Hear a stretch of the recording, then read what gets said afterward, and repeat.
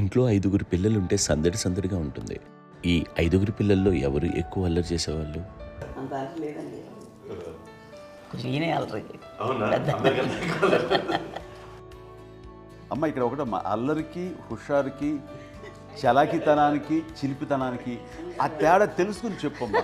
అల్లరంటే ఇప్పుడు నా ఇమేజ్ ఏమైపోద్ది, అల్లరంటే అల్లరుడు అని, నేనేమో చాలా రావుడు మంచి బాలుడు అనేలాగా నా ఇమేజ్ ఇది. నేను అలాగే చెప్తుండేవాడిని. నా ఉద్దేశం అదే.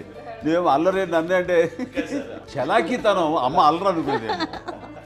లేదండి, ఎక్కువ హుషారు కానీ చాలా బాగుండేవాడు అబ్బాయి.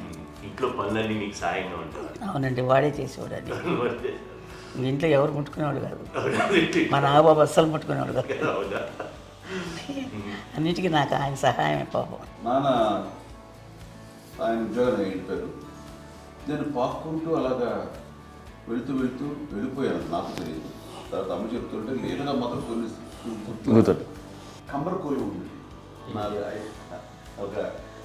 ఒక అది పెట్టి అది వెళ్ళి కూర్చోతా ఏడుస్తున్నాను రోడ్డు మీద.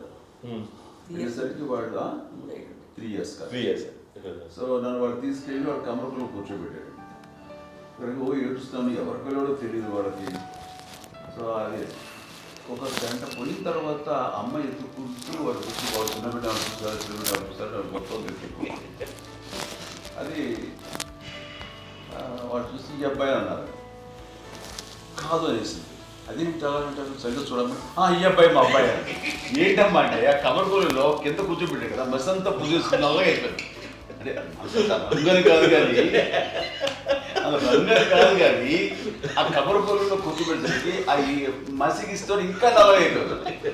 అంత నలుపుడేసాడు నా బిడ్డ కాదని అమ్మ వెళ్ళిపోబోతుంది. మళ్ళీ డౌట్ వచ్చి ఆగింది. అది రావు, నేను నా బిడ్డని తీసుకెళ్ళింది.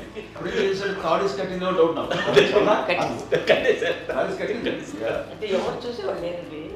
అమ్మేమో అల్లరి అనుకునేదండి, నాకేమో చిన్ననాటి మహాభాగవతంలో కృష్ణుడి క్యారెక్టర్ అనుకుంటాను. ఆయన మహానుభావులు అయ్యే వాళ్ళందరికీ ఆ లక్షణం ఉంటుందేమో చిన్నప్పుడు. కొన్నిదల కుటుంబ సభ్యులు మంచి రుచులను ఆస్వాదిస్తారని, మంచి భోజనాలని ఆనందిస్తారని అందరికీ తెలుసు. చిన్నప్పుడు వీరి ఆహారపు అలవాట్లు ఎలా ఉండేవి? ఇదేవి ఎగిరేవి ఇవి ఎవ్రీ డే 2 పూట్ల ఉండాలండి. మరి నాగబాబు పాపం ఏముంది, తిన్నట్టు ఇష్టం.